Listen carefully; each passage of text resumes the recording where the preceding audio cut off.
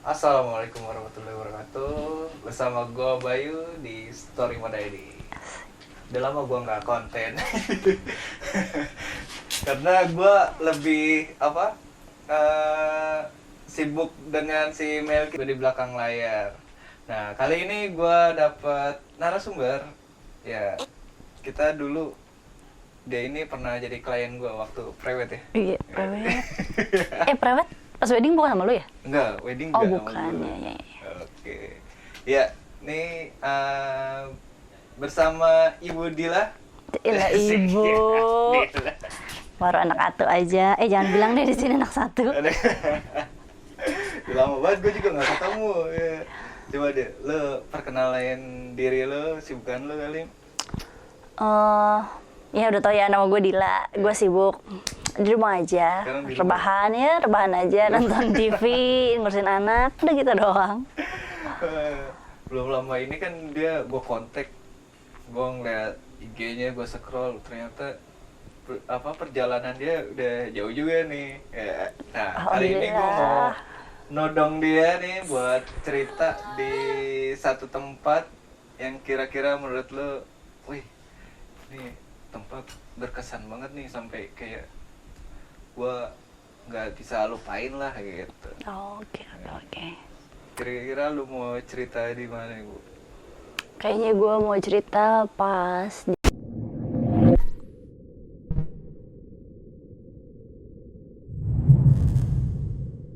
di arah Flores aja kali ya. Oh iya.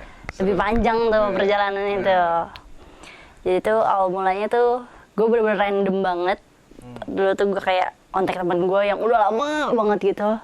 Gue kontak lagi, gue coba bilang, ke Werebo yuk, kata gue. Oh iya, yuk. Udah tuh, ya kisaran gue mungkin bilang kayak gitu pas bulan Mei. Iya pas bulan Mei, kisaran bulan Juni atau Juli lah. Itu kan lagi diskon-diskon pesawat ya, bulan-bulan segitu. Iya. Gue langsung cari itu, gue datang ke Bali. Gimana nih itinerary-nya nih? Wah, kita bikin. Oke, dah. Yaudah kita langsung beli tiket ke Benoa. Berarti kan gue dari Bali sampai Labuan Bajo itu gue naik kapal laut 32 jam. Terus udah tuh 32 jam gue di kapal sampailah di Labuan Bajo. Ketika di Labuan Bajo ya paling apa sih, sailing lah, terus gua kaca lah, terus ke pulau-pulau pasti ya. Itu gua 2 hari di sana. Terus gua bilang kita ke Werebonya kapan, gitu gue. Udah kita sewa motor aja. Sewa motornya bener ke Werebo. Werebo itu saya gue tuh tempatnya tuh di gue lupa lah, pokoknya di daerah situ lah. Nah kebetulan temen gue ini anak Udayana kan, maksudnya dia punya ruang lingkup lumayan besar untuk daerah timur. Jadilah dia kontak temennya yang di daerah setelah Manggarai Timur tuh, gue lupa apa namanya. Nah disitulah gue dari naik motor dari Labuan Bajo itu kisaran jam pagi ya kayaknya ya, pagi sampai di tempat itu gue lupa namanya apa. Itu gue malam, bener-bener tengah malam. Karena perjalanan 8 jam. Lebih aja kalau misalkan gue jalan jam 10, berarti sampai sana jam 6. Nah, jam 6. Belum lagi gue berhenti makan, beli bensin apa segala macem. Nyampe tuh petikan kisaran jam 9 lah. Oke, jam 9 gue nginep. Besok paginya gue langsung berangkat ke Werebo. Di sepanjang perjalanan Werebo, kebetulan itu gue kayaknya berangkatnya sore deh, Gue berangkatnya sore. Biar sampai Werebo tuh malam, besok pagi langsung nanjak ke kan kalau Werebo tuh kan negeri di atas awan apa kalau nggak salah ya, jadi kan mesti nanjak tinggi kan. Terus itu sepanjang perjalanan selama ini gue naik gunung, gue masih takut sama gelap. Tapi kalau di Flores ya, gue udah nggak mikir, bodo amat. Ini di Flores gue nggak ketemu apa-apa, gue nggak takut sama hantu-hantu yang ada di Jawa Barat, gue nggak takut hantu yang ada di daerah Jawa lah. Gue cuma liatin langit aja. Itu sumpah satu-satunya gue pertama kali gue lihat bener-bener Milky Way yang paling jernih tuh di situ. Gue naik Surken, gue nggak pernah nemu Milky Way. naik Cikuray, udahlah gua nggak nemu semua atas pohon gitu kan ya. Semua pohon. Paling cuma jernih doang kan, paling kan di Serken doang kan, maksudnya nggak ada pohon. Itu gua nggak nemu. Di situ gua nemuin Milky Way dan gue tuh benar-benar gila keren banget gitu loh. Serunya di situ ya. Jadi perjalanan malam di situ kayak benar-benar nggak ada seremnya jadi gitu lu loh. nggak sempet nginep tuh? Maksudnya Nginep. kan lu nyampe Kan gue nyampe apa sore tuh jam iya, 6. sampai sore. Nah, oh Gue nginep pokoknya gue berangkatnya sore lagi lah. Jadi ya 24 jam berarti gue di rumah itu kan. Gue lupa nama jadi ada temennya. penginapan di situ. Enggak, bukan. Sebelum Rumah warga justru. Iya. Maksudnya sebelum lu masuk ke area Wairebo. pendakian ke arah Iya, benar. Wairebo-nya gitu. Aduh, gue lupa pokoknya nama Pak siapa gitu. Pokoknya kayak dia seorang pastor, kayaknya lupa deh. Oh, gitu. Iya, bapak jadi siapa di gitu. sana tuh nggak ada penginapan yang homestay Proper yang gitu. disediain dia? Ada. Ah. Cuma waktu itu kita itu kebetulan temen gue ini kakaknya itu kayak apa ya? Kayak seorang pengajar yang masuk ke pelosok-pelosok. Oh, Nah, iya. jadi dia punya channel di situ. Hmm. Ya kita numpang lah di situ Oh, iya. kan. Ya, lumayan kan ya. Terus nanjak lah Wairebo. Kebetulan gue nggak nginep. Jadi gue PP Wairebo nanjak ya 2 jam lah. 2 jam terus sampai sana ya makan siang, foto-foto, main. Udah turun lagi gue berangkat langsung ke bablas ke ND karena gue mau Kalimutu. Dan jadi perjalanan dimulai. Pokoknya gue itu berapa ya? 7 jam perjalanan itu tanpa putus, lanjut terus lautin Bajawa yang dinginnya tuh lebih dingin daripada naik gunung lah pokoknya lah. Sampai itu ya teman gue tuh cuma pakai apa namanya? Apa sih yang kotak-kotak tuh flanel. Oh, panel. Gue pakai jaket, gue tuh pakai jaket jas hujan lagi. Temen gue juga pakai jas hujan, itu masih dingin. Dan sepanjang perjalanan tuh ya udahlah kata gue, berhenti dulu nggak? Udah bablas aja, akhirnya bablas terus sampai ND. Nyampe lah ke ND, udah ke ya biasa lah ke ND, terus biasanya kalau ke ND itu kan kemana sih? Ke Pengasihan Soekarno gitu kan ya, langsung ke Kalimutu. Kalimutu juga cuma berapa jam gitu. Pokoknya gue dari ND itu nyampe kisaran jam 2 malam deh kalau nggak salah. Jam 2 malam. Jam 5-nya gue udah harus berangkat lagi ke Kalimutu. Itu temen gue udah nih. Tempat apaan itu? Kalimutu tuh danau 3 warna. Oh. Danau 3 warna tuh. Terus sebenarnya situ ada penginapan. Cuma ya kita ringkas budget. Nah kebetulan si temen gue tuh punya saudara di ND. Gue nggak tahu tuh dia nemu tiba-tiba punya saudara ya. Gue bodo amat. Pokoknya gue numpang tidur di situ. Gue nggak bayar ya udah. Udah tuh akhirnya gue ke Kalimutu.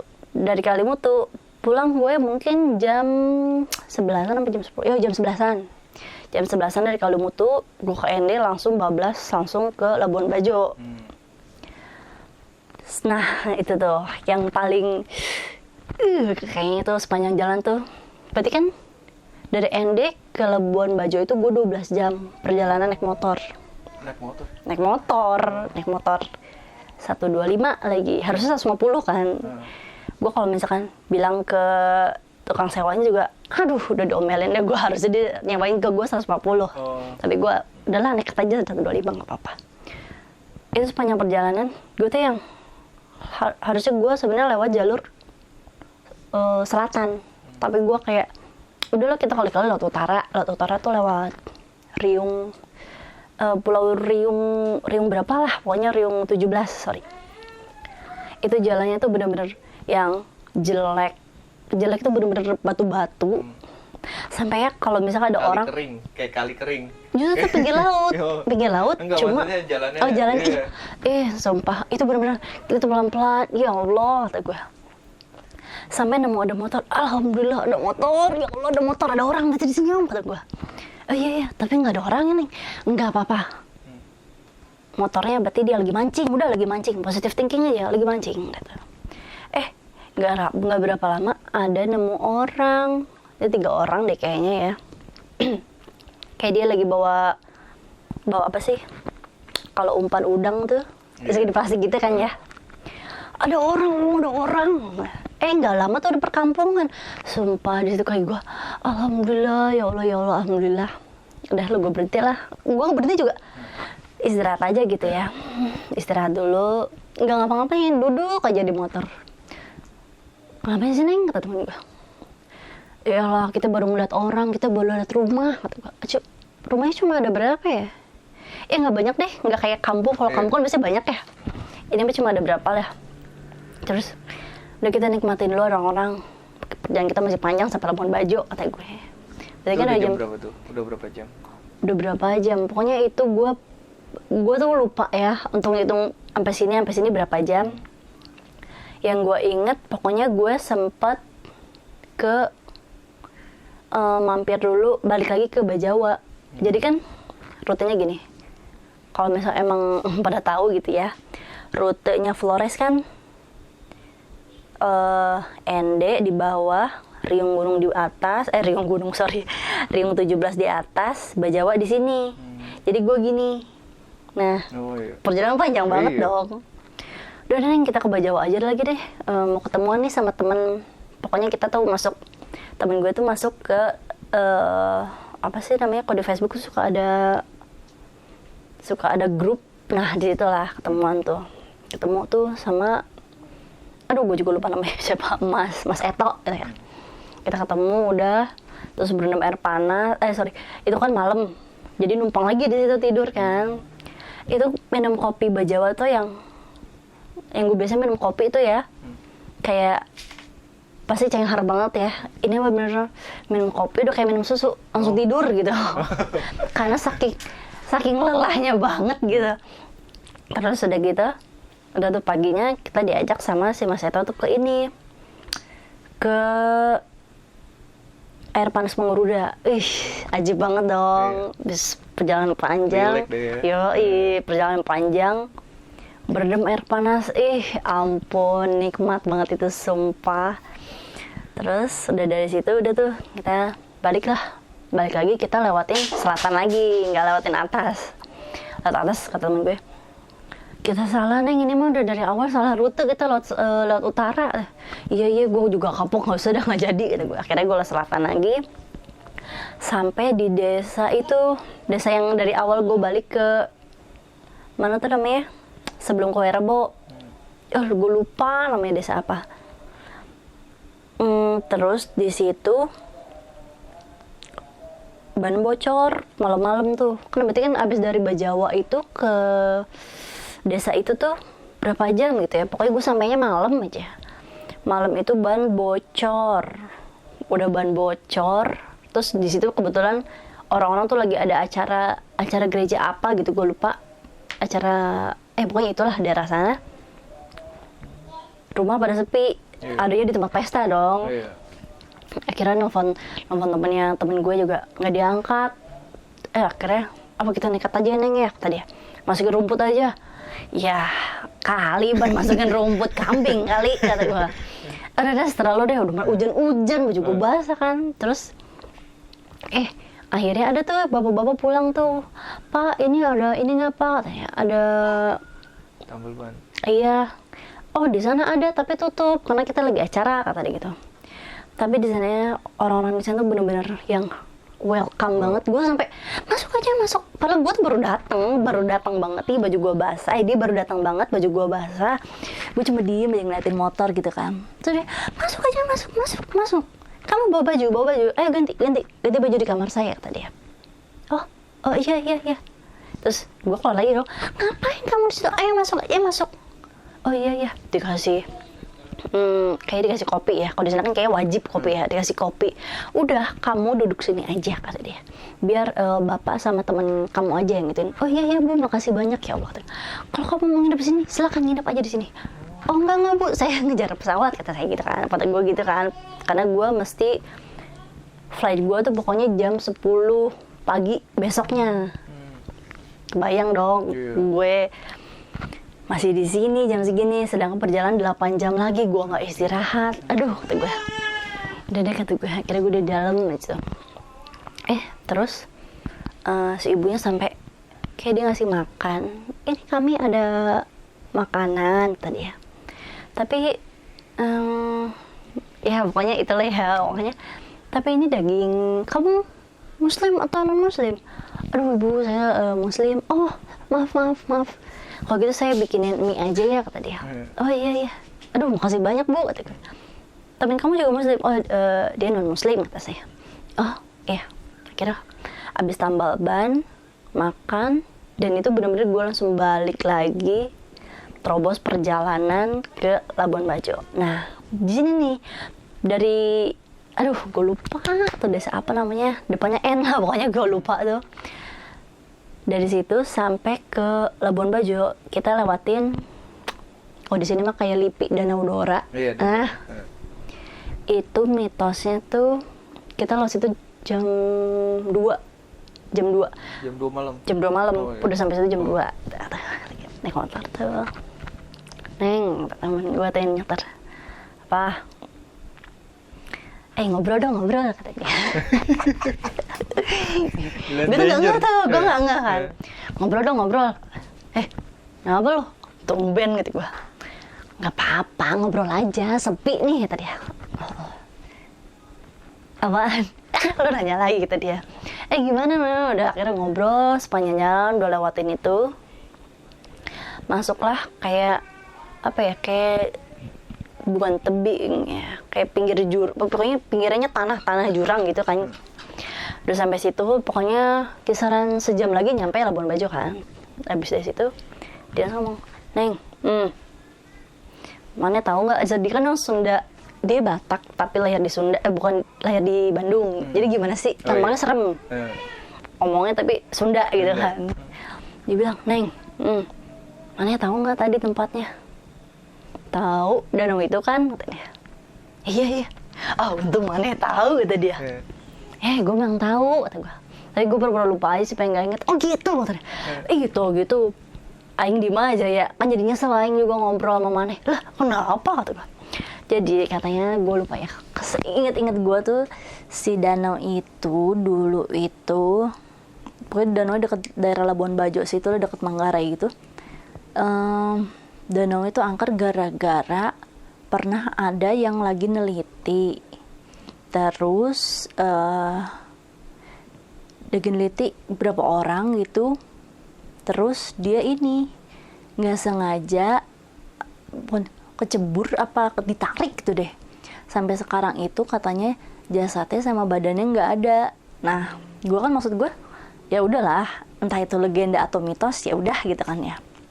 Tapi katanya bikin serem itu setiap yang suka lewat situ, maksudnya suka yang lewat situ, entah dipanggil apa diginiin, dilambain gitu. Terus gue, kalau mitos itu sih gue nggak tahu sih Om. Seriusan lo, kata gue. Seriusan lo. Untung kita udah sampai sini, gitu gue. Untung Maneh nggak tahu. Kalau misal Maneh tahu, Aing pasti disuruh ngebut sama Maneh. Pastilah, kata gue.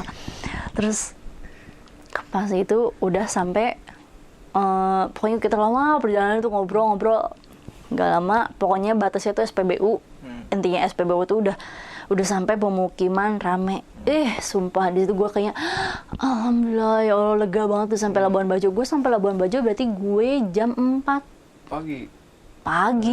Sampai penginapan gue nggak ngotok-ngotok, gue gonggongin aja anjingnya sampai ibunya keluar. Tau gak sih lo? Aduh, kata dia, Mbak kemana aja sih Mbak? Saya pikir nggak jadi. Tadi ya, iya Bu, saya kemalaman Bu, kata gue. Oh iya udah masuk kamar dah. Lega gue, akhirnya gue sampai Labuan Bajo juga. Tapi untung sih untuk yang yang sampai ketemu kayak gitu sih alhamdulillah enggak. Cuma yang nggak bisa lupain yaitu gue bener-bener nekat banget sih itu. Ini orang nih, gue nggak pernah kenal nih, gue nggak pernah amit-amit gue misalkan gue kenapa-napa gitu sama dia ya. Aduh untungnya sih ya Allah, alhamdulillah banget gitu. Bener-bener nekat sampai gue balik, kata temen gue, gila lo ya, gila bener-bener nggak ada otak kok kayak ya gimana ya kata gue, ya sanggup dia doang temen gue. Nah itu aja sih Om untuk cerita yang gue bilang gue nggak bakal terlupain gitu. Sama siapa itu? Tapi Ada lu temen masih gue Kidi, kontekan? masih sampai sekarang masih. Siapa namanya? Kidi. Oh Kidi, Kidi. Ini lu lagi diceritain nih. Maaf ya Om Kidi. Sampai itu ya kata dia tuh gini, Neng, sumpah ya, gue tuh kalau misal lu lagi tuh lagi marah ya, gue lagi marah sama lu ya, tiba-tiba muka lu tuh kayak kelinci, tau nggak? Tadinya muka lu kayak lumba-lumba, kan ngeselin gitu kata dia, kayak lumba-lumba, tiba-tiba lu kayak kelinci. Gue nggak jadi marah lagi sama lu. Apaan sih Om? Padahal gue tahu dia lagi marah. Oh jangan dah, ntar gue ditampol lagi sama dia kata gue. Marah kenapa tuh? Kadang ya untuk semua orang yang pernah gue goncengin gue naik mobil, naik motor, pasti tahu gimana kesalnya diboncengin sama gue gitu ya. Ya pokoknya gitu lah. Tanya lagi gue gitu ya. Kalau nggak gue maki-maki, udah pokoknya lo tahu. Kita dari sini ke apa? Ke Tasik, terus ke Pangandaran. Gue tau lah. Pokoknya lo tau dah, lo kalau nggak masuk akal sama gue nih, lo udah gue maki-maki dah, udah gue apain dah, termasuk orang itu kena. Untung kata gue, untung gue kagak dibunuh Om sama lo Om, kata gue. Untung Neng, untung kata gue mah, aing mah masih mikir tah, pacar mana yang nungguin? Oh iya, makasih Om, bukan orang tua yang nungguin ya, kata gue. Bukan, kata dia. Untungnya sudah situ sih, kata gue. Terus, habis dari situ, udah nggak jalan lagi tuh? Gue waktu itu langsung balik ke Bali. Kan gue stoppingnya kan di Bali, jadi gue balik lagi ke Bali. Nah, yang paling gue bikin dongkol gini, ternyata zaman gue tuh 2017 kayaknya, 2017 pesawat dari Labuan Bajo ke Flores, ke Ende itu cuma 200.000. Lu bayangin 200.000 cuma perjalanan cuma sejam atau 2 jam lah. Gue 12 jam sampai Ende. Sampai kata gue, Om, kita kalau naik pesawat Om cuma 200.000, kata gue. 200.000 tuh udah sampai Ende. Kita perjalanan 12 jam belum jajannya, udah lebih deh 200.000, kata gue. Udahlah Neng, kan yang penting gue rebo. Iya benar-benar, kata gue. Oh jadi kalau kita dari Labuan Bajo itu kalau ke Ende yang mau ke Wairebo itu ada pesawatnya? Oh kalau Wairebo enggak, karena kalau Wairebo itu jatuhnya pokoknya gue lupa itu petanya ya. Jadi kayak misalkan Jawa Barat ya, Bogor, Bandung, Tasik. Nah siapanya nih, si Wairebo itu kisarannya ada di Bandung. Tapi perjalanannya panjang, gue pokoknya berapa jam gitu lah, gue lupa. 6 jam. Kalau di Labuan Bajo berarti ya kisaran 8 jam juga. Ya gitulah pokoknya. Sedangkan gue kan maunya kan gini, gue tuh tadinya emang internetnya tuh dari sini ke Ende baru balik ke sini. Cuma kan kendaraannya susah, naik travel mahal gitu kan. Ya udah akhirnya, ya udahlah ini aja katanya. Perminiman budget. Kata gue. Tapi sebenarnya ya udah Om, yang penting mah asik aja kita di jalan ya. Iya kata gue. Asik. Kata dia. Ya ampun Om, ampun kata gue. Nah, pas travel mungkin ke apa? Kayak keluar itu ke NTT aja apa? Iya ke NTT. NTT. Kalau gue sejauh ini sih masih NTT doang sih. Untuk gue ya terjauh. Yang keluar. Iya, yang terjauh NTT doang sih. Untuk di Indonesia NTT. Kalau untuk travel kemana sih ya? Ya ke Bali ya paling ya gitu-gitu aja ya. Ya apa sih kalau ke Bali itu banyak, standar banyak gitu. Paling kalau daerah Jawa, banyak sih kalau Jawa ya. Iya sih banyak. Hampir Jawa Tengah, Jawa Timur, udah semua juga gue. Pokoknya satu yang belum gue sentuh, Sumatera doang sama Kalimantan. Nah, itu juga gue tadinya tuh NTT tuh gue mau ke gue mau sampai ke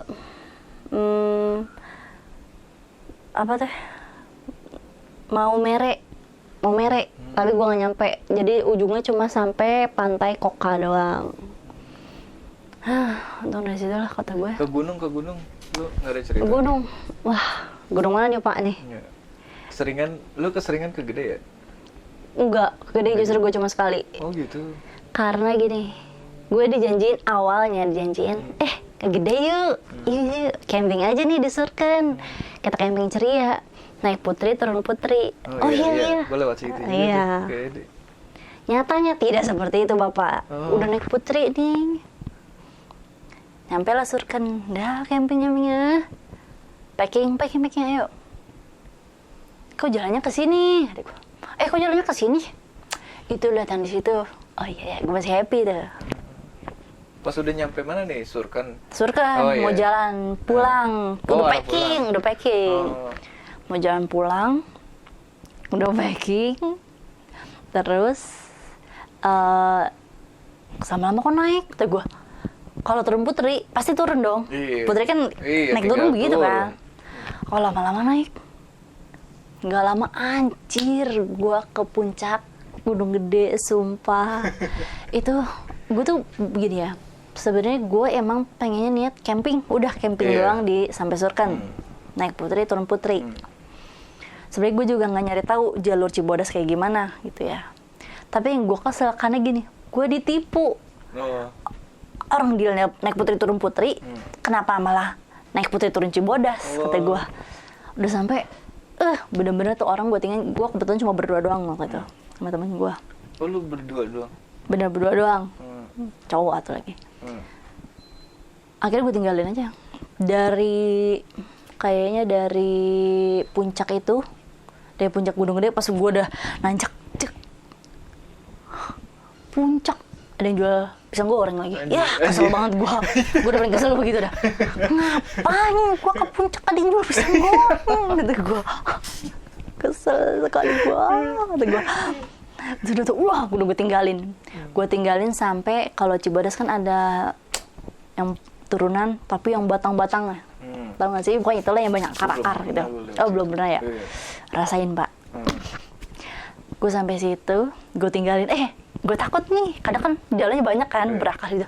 Aduh, gue tungguin aja dah, Aduh, gue kesel banget, sampai dendam banget. Itu naik kerel, nanjak ya, gue gak kerasa capek. Udah amat kata gue harus cabut jauh kata gue. Udah tuh, sampai akar-akar itu gue tungguin deh. Datang tak lama, emangnya pisang goreng. Bisa-bisanya gue lagi kesel lu tawarin pisang goreng yang ibu-ibu di atas puncak kata gue. Enggak. Akhirnya jalan, akhirnya gue diemin aja. Akhirnya, lama-lama kan namanya capek kan butuh ngobrol dong, nggak ke jalan. Nah, yang gue heran, bukan, alhamdulillahnya gue kan lagi dapet ya, pas lagi naik itu lagi dapet. Terus banyak orang, jangan naik, segala macam apalah. Terus dia juga, kamu yakin nih naik nih? Tadi dia emang kenapa sih kata gue? Pas lagi dapet, lu dari maksudnya sebelum naik? Atau... Iya, dari sebelum naik gue udah dapet, udah santai gitu. Maksud gue, nggak apa-apa selama lu bersih nggak apa-apa kok kata gue. Terus dikasih cerita orang di Papandayan, ya masalah cewek gitu kan. Terus maksud gue juga ngerti dong. Akhirnya gue nggak pernah jorok gitu kan. Maksud gue ganti pun sebelum pipis pun gue bersihin gitu kan. Ya pokoknya tau lah kalau cewek gimana. Terus alhamdulillah sampai bawah itu, pas lewat Cibodas hujan deras. Terus bener-bener hujan deras banget. Akhirnya gue pakai jas hujan. Biasanya kalau di gunung kan hujan deras terus tiba-tiba enggak gitu kan. Itu pokoknya gue pulang jam 12. Gue pulang jam 10 dari Surken sampai bawah tuh gue lupa jam berapa gitu. Pokoknya lumayan malam apa jam 7 gitu deh. Seingat gue perjalanan 12 jam soalnya. Terus habis itu udah gitu inian, pas di tengah jalan itu gue feeling tuh kayaknya gue nggak mau buka celana jas hujan gue. Kan gue ke atas bawah gitu jas hujan ya. Kalau jalur Cibodas kan hutan semua kanan kiri kan, itu bener-bener hutan rimba. Terus sampai ada orang tuh yang berdua aja gitu kan, ada cowok berdua aja. Iya, oh iya duluan, oh iya. Pokoknya gue gerah tuh, padahal gue basah tuh, celana gue sampai basah deh. Tapi gue nggak pengen buka, gue nggak enak gitu perasaan gue. Kata temen gue juga, lo nggak mau buka? Enggak deh, gitu gue, ntar aja di bawah. Terus udah tuh, temen gue kakinya